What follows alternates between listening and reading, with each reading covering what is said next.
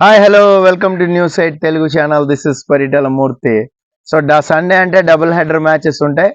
So GT versus SRH మంచి ఊపులో ఉంది. సో నలుగురు విధ్వంసకరమైన బ్యాట్స్మెన్లు విధ్వంసం సృష్టించినట్టు ఉప్పల్ స్టేడియంలో మారుమోత మోగిపోయింది. మరి అదే ఊపుని ఇక్కడ నరేంద్ర మోడీ స్టేడియంలో కూడా చూపిస్తారా లేదా అనేది చూడాలి. సో మనం పిచ్ రిపోర్ట్ ఏంటి అంటే ఇప్పుడు టాస్ కంటే ముందు మనకి సో ఆ పిచ్ అనేది సెలెక్ట్ చేసి పిచ్ రిపోర్ట్ చెప్పిన తర్వాత టాస్క్ అనేది వెళ్తారు. సో దాని ప్రిడిక్షన్ అనేది ఎప్పుడు కూడా ఏ పిచ్ తీసుకుంటారు అనేది ఉంటుంది.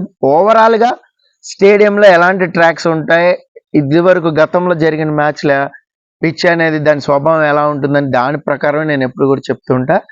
ఈసారి అయితే పక్కా బ్యాటింగ్ ట్రాకే ఉంది, అందులో డౌటే లేదు. అయితే ఇక్కడ ఏంటంటే కొంచెం టర్న్ అవుతుంది, బాల్ బౌన్స్ అవుతుంది. అంటే ఇక్కడ పేసర్స్కి కొంచెం బాగానే వికెట్ టేకింగ్ వస్తుంది, అలాగే స్పిన్నర్కి కూడా మ్యాక్సిమం వికెట్స్ పడే ఛాన్సెసే ఉన్నాయి. అంటే so turn and bounce pitch అని మనం చెప్పుకోవచ్చు. ఇప్పుడు నిన్న చూడండి, లక్నో సూపర్ జైంట్స్ యాక్చువల్గా పంజాబ్ అలవాకగా నల్లేరు నడక మీద అలాగే వినుకొట్టేస్తుంది అనుకున్నారు, కానీ షార్ట్ పిచ్ బాల్స్ ఏవైతే వేసారో అవి వర్కౌట్ అయినాయి. సో షార్ట్ పిచ్ బాల్స్ ఎప్పుడు కూడా చాలా dangerous balls, wicket taking balls. So మనం ఈజీగా బౌండరీ క్లియర్ చేయొచ్చు అని అనుకుని వెళ్తే మాత్రం సో క్యాచ్ అవుట్ అనేది అవుతూ ఉంటారు. మనం షార్ట్ పిచ్ బాల్స్లో ఎప్పుడు ఉండే మజా అదే. ఆ బాల్స్ అనేది ఇక్కడ ఈ పిచ్ మీద వర్కౌట్ అవుతుంది. కావాలంటే మ్యాచ్ అయిపోయిన తర్వాత మీరు కామెంట్ కూడా పెట్టచ్చు. సో షార్ట్ పిచ్ బాల్స్ వేసి ముక్కుతాడు వేస్తే మాత్రం కొంచెం ఎస్ఆర్హెచ్ బ్యాట్స్మెన్లు ఎవరైతే మంచి హిట్టర్స్ ఫామ్లో మంచి ఊపు మీద ఉన్నారో వాళ్ళని కొంచెం కంట్రోల్ చేయొచ్చు. మనం ప్లేయింగ్ 11 చూద్దాం. ఎస్ఆర్హెచ్లో మనం చూసినట్లయితే Mayank Agarwal and Travis Head మంచి ఫామ్లో ఉన్నాడు. ఏదైతే విధ్వంసం సృష్టించాడు మొన్న, అలాగే కానీ ఆడగలిగితే either first batting or second batting వచ్చినప్పుడు అలాగే కానీ ఆడగలిగితే మాత్రం సూపర్ అంటే సూపర్ అనే చెప్పాలి. ఇక నెక్స్ట్ ఫిలిప్స్ ఆడడా అనేది కూడా కొంచెం డౌట్గా ఉంది. ఎందుకంటే ఇప్పటికే మనకి ఫారెన్ ప్లేయర్స్ ఎక్కువైపోయారు కాబట్టి ఫిలిప్స్ని ఆడించకపోవచ్చు ఈ మ్యాచ్లో. సో మేబీ ఏమన్నా చేంజ్ జరిగితే నటరాజన్ ఫిట్గా ఉంటే నటరాజన్ వచ్చే ఛాన్సెస్ ఉంటాయి.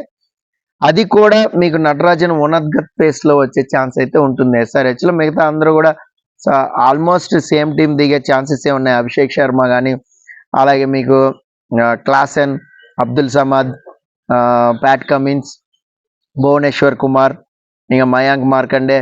సో సేమ్ టీంతోనే వెళ్ళే ఛాన్సెస్ అయితే ఉన్నాయి.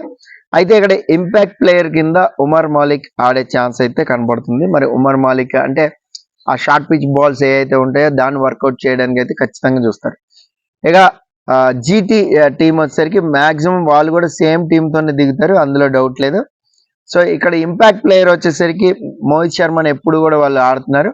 సో మోహిత్ శర్మకు కూడా ఇక్కడ ఈ పిచ్ మీద మంచి బౌన్స్ కానీ స్లో కటర్స్ బౌన్స్ వేసే ఛాన్సెస్ మోహిత్ శర్మకు కూడా ఉంటాయి. సో మోహిత్ శర్మను ఒక ఆయుధంగా వాడుకోబోతున్నారు. ఎందుకంటే ఎస్ఆర్హెచ్ బ్యాట్స్మెన్ ఆ ఊపికి కళ్ళు వేయాలి అంటే సో మోహిత్ శర్మ చేయొచ్చు. అయితే ఇక్కడ స్పెన్సర్ జాన్సన్ ప్లేస్లో ఎవరినైనా ఆడిస్తారా, అది కూడా ఒక క్వశ్చన్ మార్క్ ఉంది.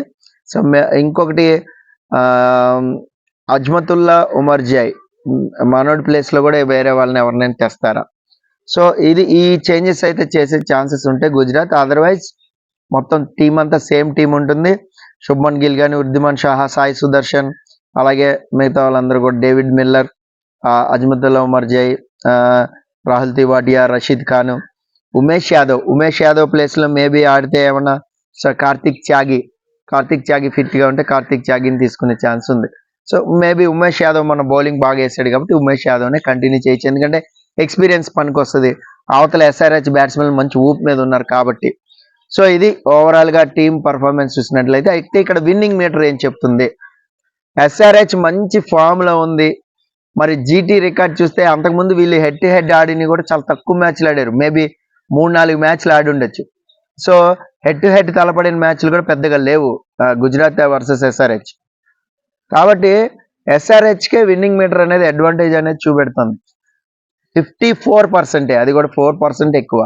54% ఎస్ఆర్హెచ్కి చూపిస్తే 46% జీటీకి చూపెడుతుంది.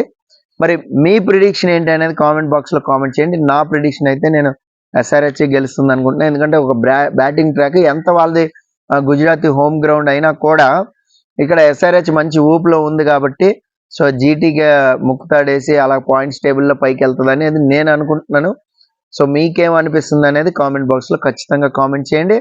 సో అలాగే నెక్స్ట్ మ్యాచ్ వీడియో కూడా మీరు ఫాలో అవ్వండి. నెక్స్ట్ మ్యాచ్ ప్రిడిక్షన్ కూడా చెప్పాను. This is Paritala Murthy signing off. By by.